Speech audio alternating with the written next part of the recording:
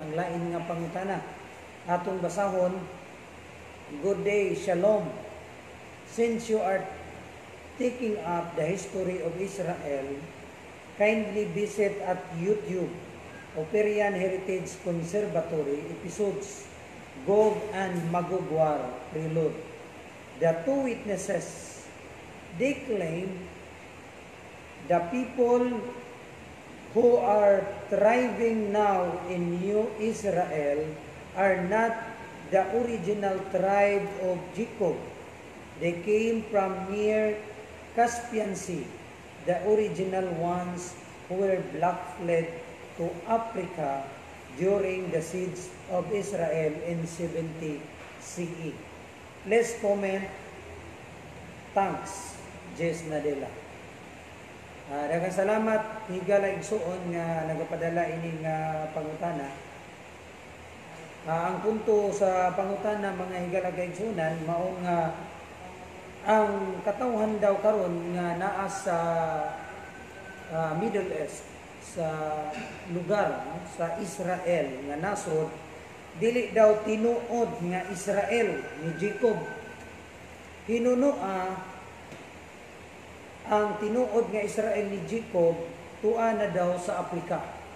Okay, mao ni ang punto mga higalag-isuon nga ang katawhan sa Israel karon nga nasod sa Israel dili tinuod nga Israel, siguro fake nga Israel unya na ang tinuod mao ang mga itong nga tuwa na sa Afrika.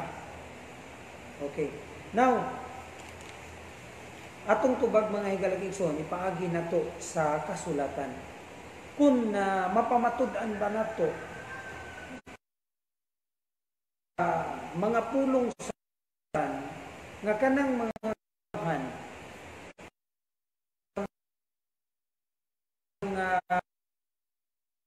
mga buhat, ang ilang mga kinaiya, ang ilang mga tradisyon, mga practices na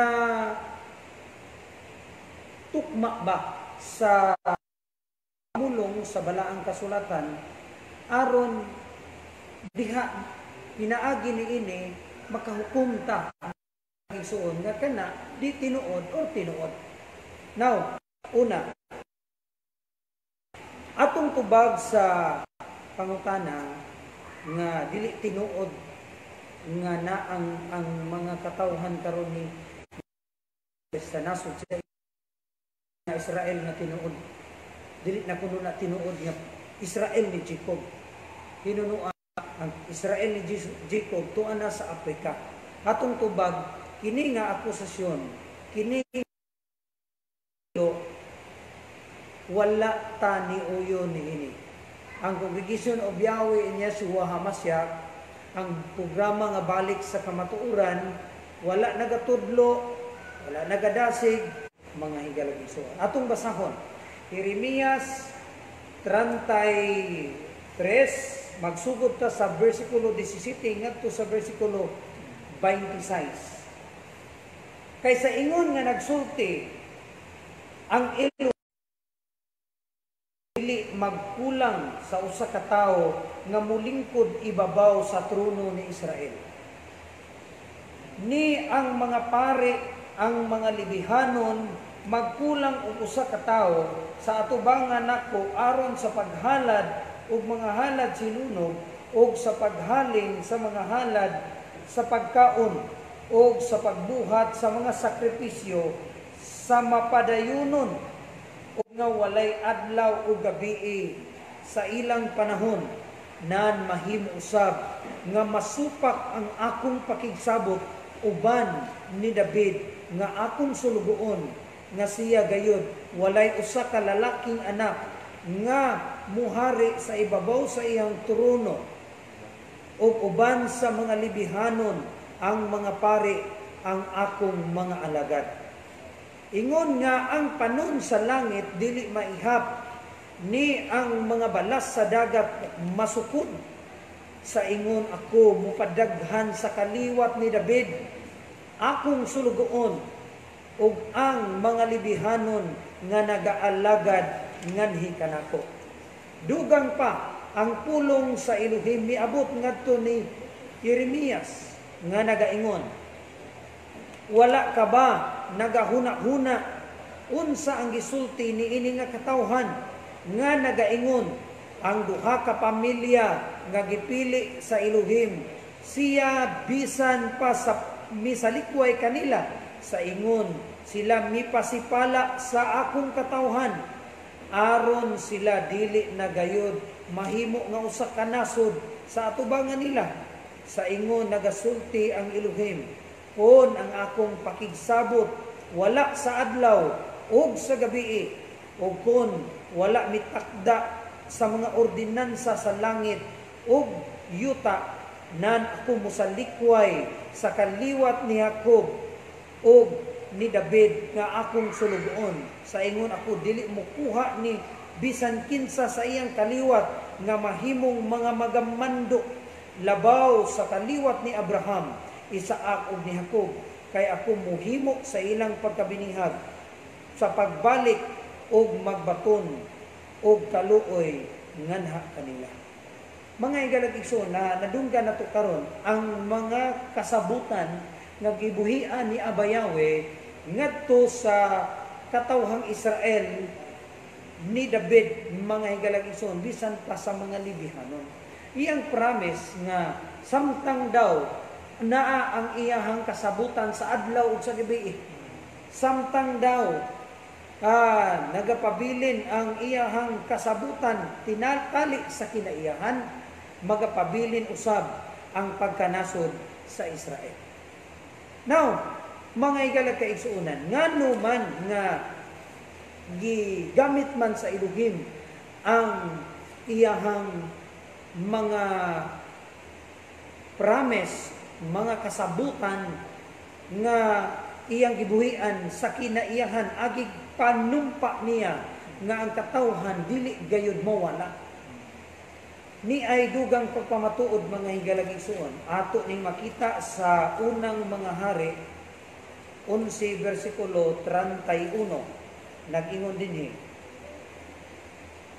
og siya miingon ngadto ni Jeroboam, kuhaon nimo ang napulo ka piraso, kaysa ingon nagasulti ang Elohim nga si Yahweh sa Israel.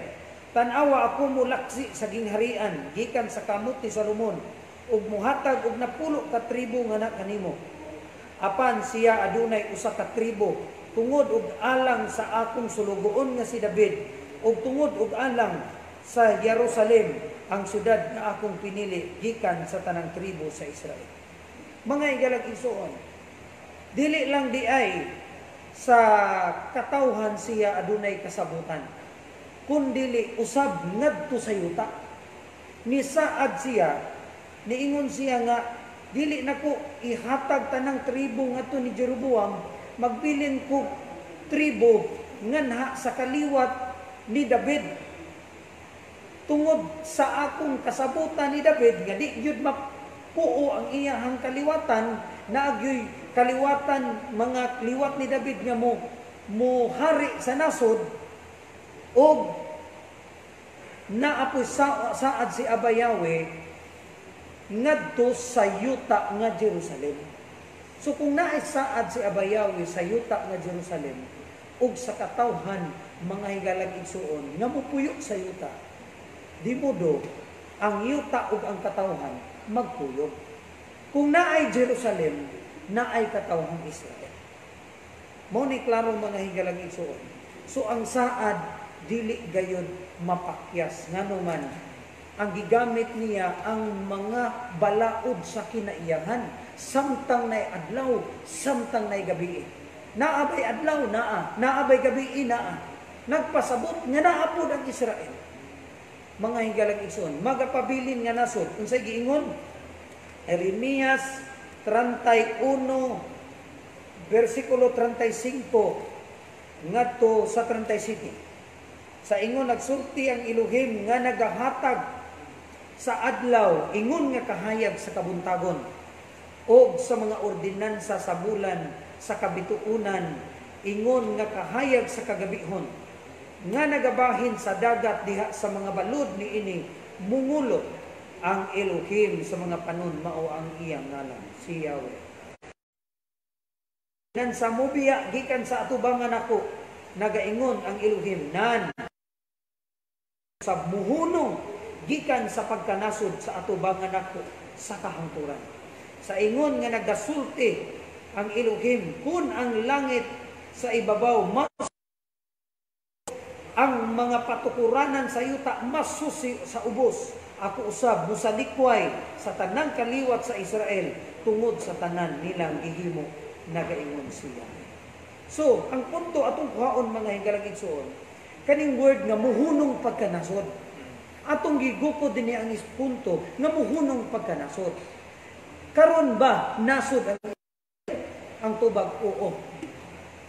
Kung wala pa na nasod ang Israel karon, mga higalang igsoon, mahimong bakak ang kasulatan. Nganuman, ang kuyog ni ana, naana po'y makasusi sa patukuran ng sayuta. Ug naana say makasusi ngadto sa kalangitan. Makasukod sa kalangitan. Apan ang pangutanan, nabay nakasukod sa langit, ang tubag wala. Daghang mga scientist gusto mo ni attempt og mga nihimo og mga lakang mga higalang igsoon nga madiskubre nila ang tanang mga katingalahang mga buhat ni Abayaw. Apan wala gayud na himo mga higalang igsoon. Tungod kay kana saad sa atong makagagahom nga dili gayud niya itugot kana kay iya ng promise nga ang Israel usab dili maguba isip iyahang katawhan nga nasod. Lain nga prueba mga higalang igsoon nga magpamatuod nga ang Israel sa Middle East mao gyud ang Israel ni Jacob, mga higalang igsoon. Ang wala nila pagdawat sa Misaya ug ang ilang pagkatig-a. Ang ilang pagkatig-a, nitig-a ang ilang kasing-kasing sa unsang bahin. Sa wala nila pagdawat sa Misaya, mo'y nakahimong tig-a sa ilang kaugalingon mga higalang igsoon. Ug kini atong makita dinhi sa Roma 11, mga higalang kaigsuonan, nga ang Israel nahimong tig-a, nahimong gahi diha sa pagtuo sa masya, mga higalang igsuon. Nganuman kana nga tilimadon, kana nga kinaiya nga ilang gipakita, nagpamatuod na mga higalang igsuon sa ilahang pagkapinili.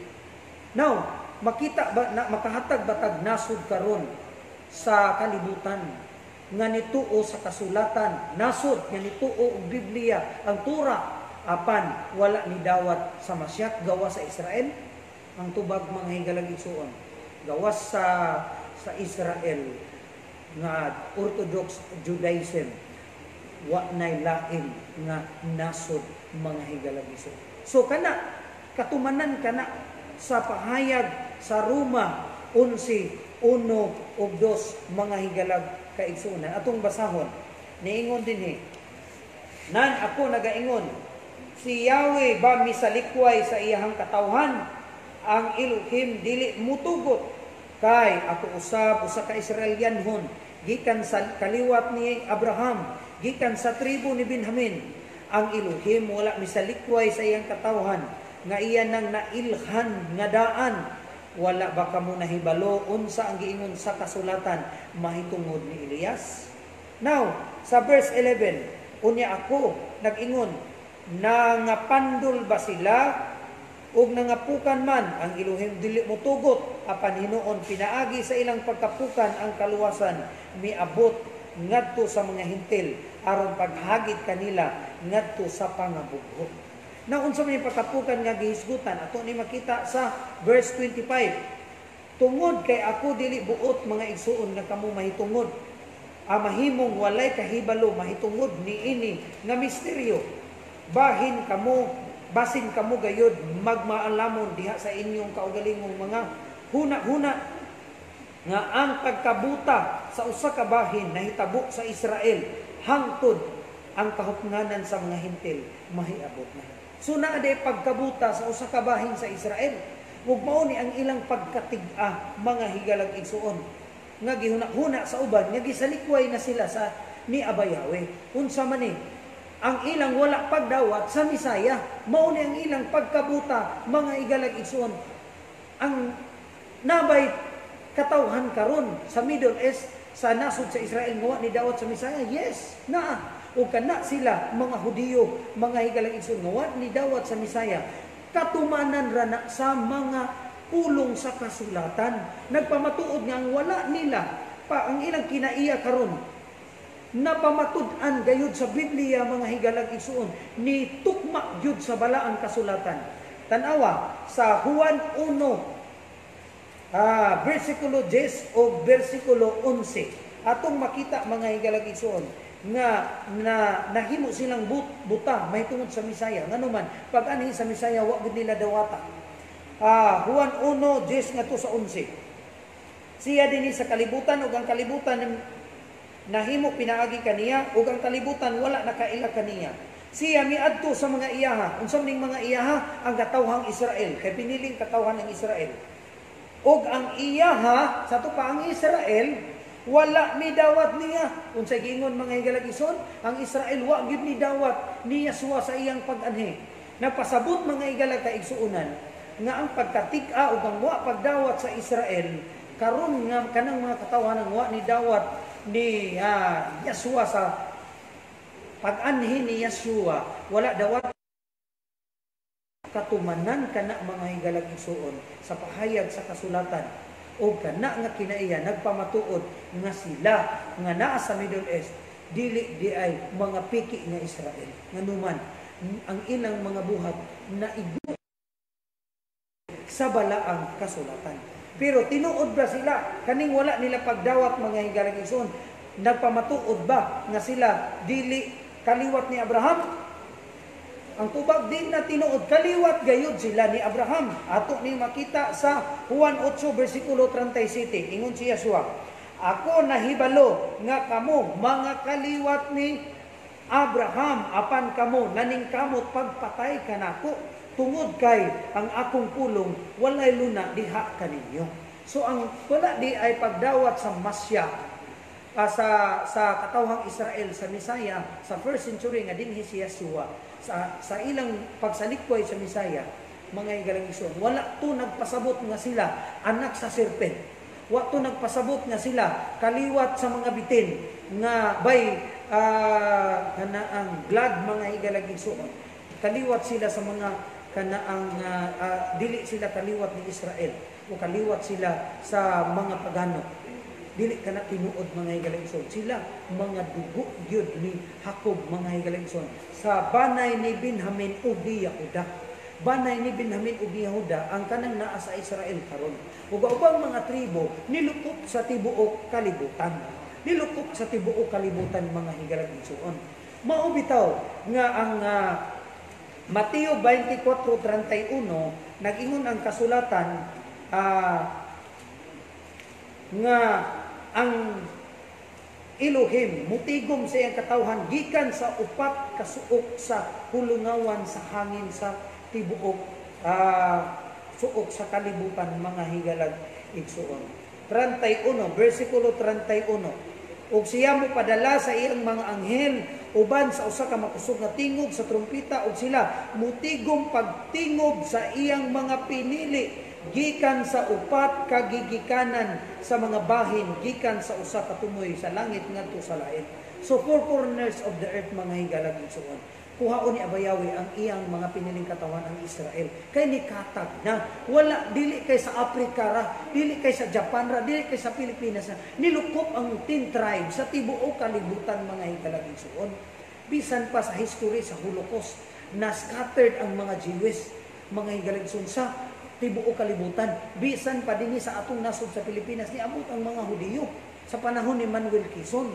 So dili tinuod nga ang mga Hudiyo na sa Middle East karon dili na kaliwat ni Hakob di Israel, baka kana mga igalag isuon mapruibahan gid nato ang ilang mga aksyon, ang ilang tradisyon, ang ilang mga binuhat, ang ilap yung kung gitawag og pagtuo mga igalag isuon. Nagsabat sila nganuman tungod kay silyo kana sign kana ni Abaya og sa iyahang katawhan. Ezekiel 20:20 mga igalag isuon.